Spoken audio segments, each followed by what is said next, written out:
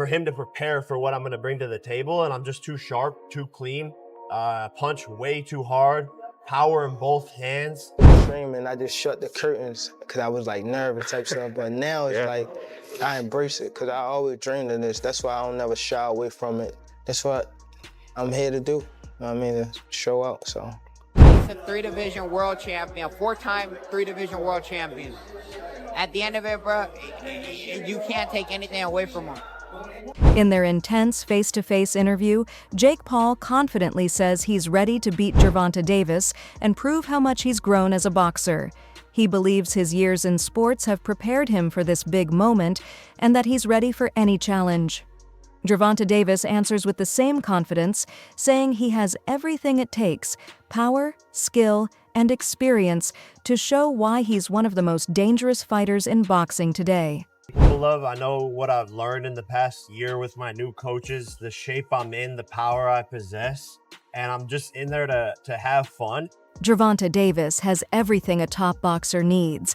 He has powerful punches with both hands, sharp timing to hit at the right moment, and smooth footwork that keeps him in control. His defense is strong, and his instincts let him read his opponents quickly. Because of these skills, Davis believes he's not just a power puncher, but a complete fighter who can compete at the highest level and prove he's one of the best in the world once again. His training is taking a toll, but the cure is just as bitter as what ails him. How long I got to do it? 5 minutes? 5 will be good enough for you. They definitely went to the kids store and get it. That water ain't cold. We know that. I know, but... Get in the water, man. Just get in the water. You can't sit on the egg. Man, just get in there, man. Go. No, give me the towel, bro. You got the towel, bro. The upcoming fight between Jake Paul. The upcoming fight between Jake Paul and Gervonta "Tank" Davis has everyone talking. It's a clash between two very different fighters. Jake brings size, weight, and raw power, while Davis brings speed, skill, experience, and knockout accuracy built over years in the ring. Many experts point out that Jake's weight advantage could help him take punches better and hit harder, but it only matters if he knows how to use it. Even though Jake is taller and stronger, Davis has the real boxing tools: quick footwork, perfect timing, and explosive punches learned from a lifetime in the sport. I believe he spars people that are much heavier than him. And, that uppercut, damn. Well, who do you got? I would have to bet on Gervonta because for all the little things, all that, and the fact that he's not old. Yeah. I think he makes up for the weight situation. Okay, so this is the first time that Jake Paul's fighting an actual boxing champion, an active, young boxing champion. Everyone else he's fought was either way older or like, was it Tommy Fury, I think? Yeah, he was a legitimate boxer. Yeah. A legitimate boxer, but not a champion. Right. He's fighting a champion, although a very little champion compared to him. Yes. So this is sort of a, I don't know, man, like. If it wasn't Gervonta Davis, and it was somebody else in that weight category. It'd be ridiculous. Yeah, it'd be ridiculous. But Gervonta, I mean, technique-wise and heart-wise, that makes it interesting. Like, again, kudos goes to Jake Paul because it kind of worked its way up, even though the guy is so much smaller. Yeah, look, I mean, I'm happy that Jake is bringing excitement to the sport and so forth, but you just have these, like, people fighting bears and, there might be a boxing match with a weapon involved of some sort, like people have sticks. Like, I feel it's just getting more and more ridiculous. And really outside of Crawford Canelo, there's really very little excitement over pure boxing. Experts point out that Jake Paul has never faced a fighter like Gervonta Davis. Davis has gone up against world champions, undefeated fighters, and heavy punchers, and he's beaten them all, even those with a longer reach than Jake. That's why many believe this is the toughest challenge of Jake's career. Even Jake admits it, saying that Davis is on another level and that this fight demands full focus and improvement in his skills. His words show he understands the danger ahead and knows he can't approach this fight the same way as his past ones. know this is my toughest fight. He's undefeated, highly skilled, most experienced fighter I've fought, top 5 pound for pound. So I have to have the best version of myself. I know how fast he is. I know how strong he is. I believe I'm stronger, more athletic, and that's my advantage going into the fight. But he pretty much has every other advantage. So I'm locked in, fully focused, feeling amazing already, and just going to put on a performance and have the biggest fight of 2025. Last one, I've seen some people say, oh, Jake, the goal here is just to survive, knowing you that's not the case. You're not going in there to get through 12 rounds with Tank Davis. I would imagine you're going in there to win this fight. Oh, absolutely. Tank's going to be the one surviving. I'm going to, upset a lot of people. And again, they're going to have to say that there's some crazy excuse, fights are rigged. They can't use the steroid excuse because we have full-on random drug testing at any time. They could literally knock on my door right now. So they can't use that excuse. And obviously I'm suing people who say that the fights are rigged. Piers Morgan already had to retract his statement and kiss the ring.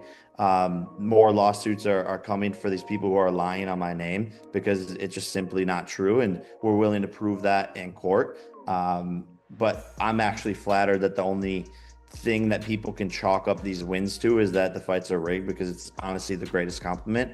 But again, I'm going to knock this guy out and probably create one of the most viral knockouts in the history of boxing. The public reaction to this fight is mixed with both confusion and curiosity.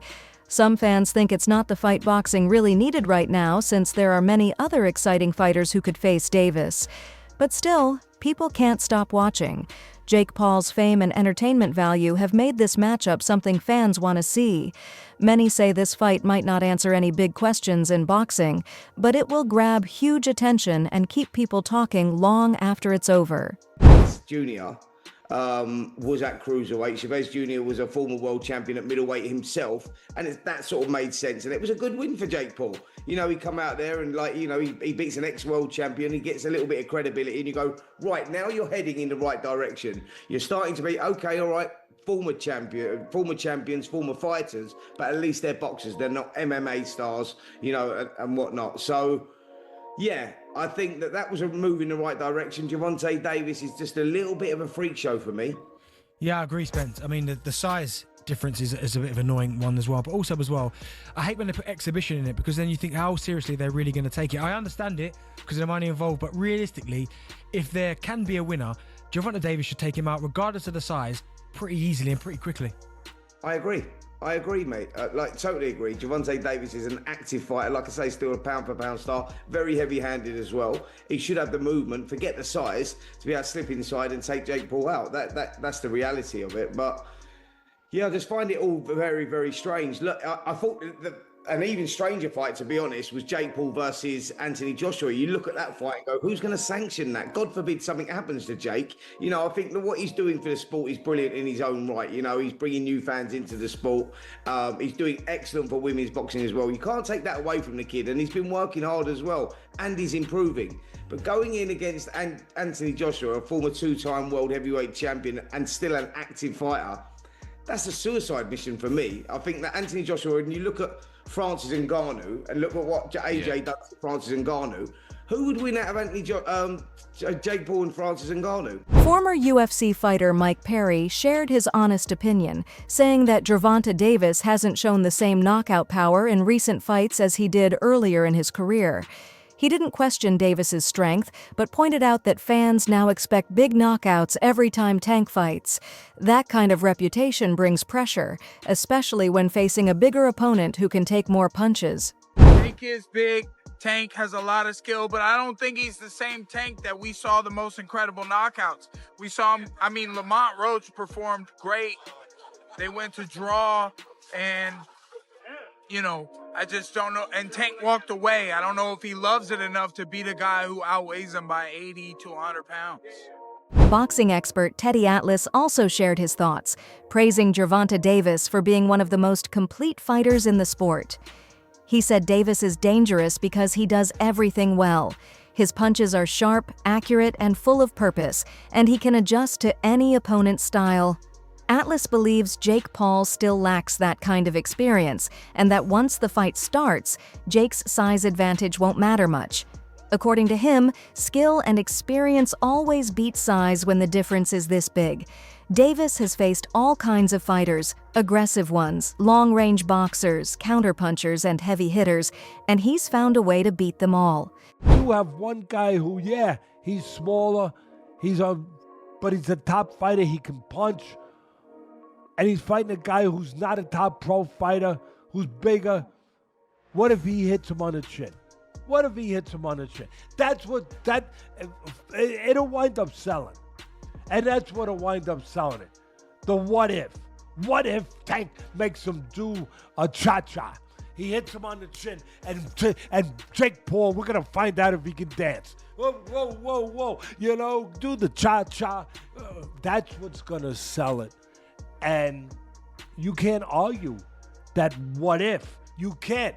I know I get to places that other people won't go and everything else, that just dismiss stuff because it's easier to do that, it's safer to do that. You don't have the bows and arrows coming at you from people that argue with you because you did that, but I don't care. I've had bows and arrows my whole life. I don't care. But that's true. That what if? What if this guy who is a real good puncher, who is one of the best fighters in the world right now, what if he hits him? What if he makes a miss and he counters him? Or he jumps up in the air. Bang! And he hits him. Sid Terrace was a great fighter. No, not the 1700s, but years ago. And Cus D'Amato told me he loved Sid Terrace. He said, Teddy, he used to jump up in the air and hit you with 3 jabs. I said, whoa, man, Sid Terrace. All right. Anyway, look, I can't finish without saying that it did invoke some memories and thoughts that we've been here before in a different way, where Jake Paul's brother fought Mayweather. That's not forget. And I'm not saying I like that either. I mean, first of all, Mayweather was past his prime. He was already retired. He was older, everything, but he's still the great Mayweather. And Mayweather was fighting a guy, what was it, 50-pound difference, 60-pound difference, whatever it was. And that size made a difference. It allowed Jake Paul's brother to be in there and be able to last with a smaller man, a smaller, older, greater fighter who's mostly was concentrating on defense more than just offense. So, yeah, it's kind of like we've seen this already in that version of it, and we didn't really like it. I don't think I liked it that much. Former opponent Rolly Romero praised Gervonta Davis, saying Tank has already achieved more than most fighters do in their whole careers. He said Davis has proven he can hurt bigger and stronger opponents, showing that moving up in weight is nothing new for him. Davis has already shown he can handle size disadvantages with his power and skill. Romero believes Tank is still one of the best boxers in the world and can win even when people doubt him. Jake Paul might be too big for him, or Tank might crack him. You don't know. Like I said, or as an exhibition, we don't know if they throw at each other or not, or we don't know. I don't know. I can't give an opinion because I don't know what's going on.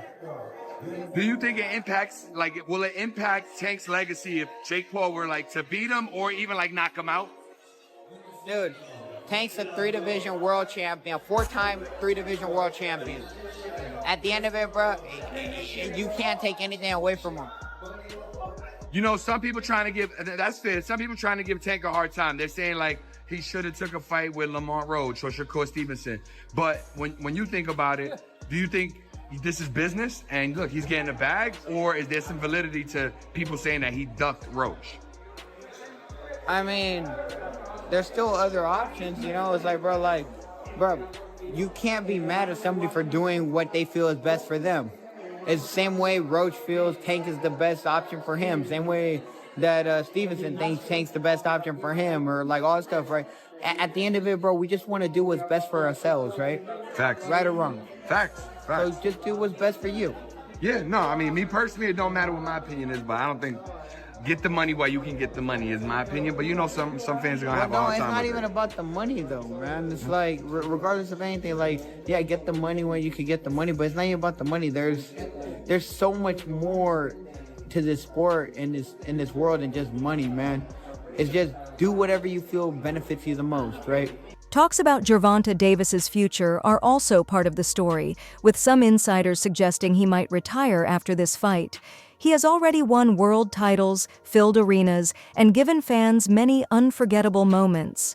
Now, his focus seems to be on financial security, stability, and spending more time with his family. If that's true, this fight could be more than just entertainment. It could be his final chapter, a chance to leave boxing while still at the top. And for ban on what you making. Again, there's nothing wrong with Tank going to get his money, but let's all be clear that that's all the fight is for Tank. He's telling you without telling you that he's fighting Jake just because he's getting $40 million. So when we talk about boxing being dead, Tank has to line up at the front of the line. I can't blame him, but don't throw around, oh, boxing's dead and people switch sides and all of that. You chose not to be great. That's it. You chose not to be great. Stuff like that, choices like that will kill boxing, for sure. On a competitive level, it won't kill it on a business level. On a business level, until people run out of interest in these kind of matchups, it'll do well. On a competitive level, choosing not to fight the best will kill the sport. So maybe it's better if people like Tank aren't in the sport. And I don't even say that because I want that to be the case. I think Tank is ridiculously talented, but you can't want a fighter to fight more than what they want to. You can't. Tank fans or Tank people that like Tank and think he's one of the best, you can't want it for him. And then Shakur came back with, that's how I know you soft. I can't even go back and forth with you soft ass. You rather pop to me on social media than get in that fire and get embarrassed. I get it. Peace and blessings upon you, cuz. He says, the people got your chest out so bad. You talking like you a killer, forgetting that you the one that runs, bitch. I'll be bring the fight to you. This dude, a made-up character. Quote, blessings upon you. Clown-ass dude, wanna be Kevin Gates?